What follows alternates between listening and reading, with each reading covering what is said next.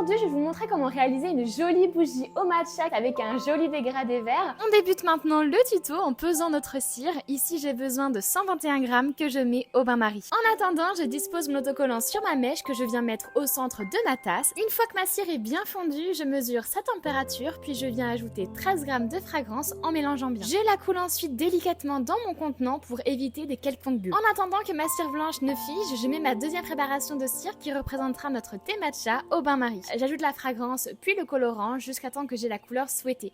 Une fois que c'est bon, je peux couler ma cire dans mon contenant, mais attention, il faut vraiment couler la seconde préparation une fois que la première est sèche. Je passe ensuite à la fameuse technique pour avoir un joli dégradé. Il suffit de chauffer le verre, juste assez pour que la cire du dessous commence légèrement à fondre, puis mélanger avec le pic en le collant bien à la paroi du verre.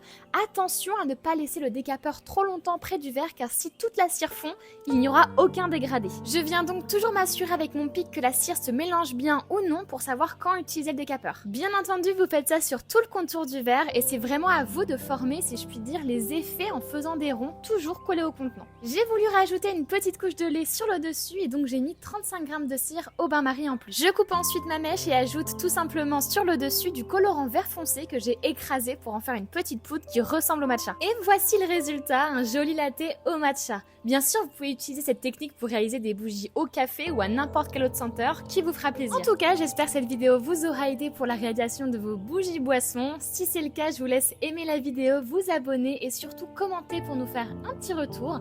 Et moi, je vous dis à bientôt pour une nouvelle vidéo.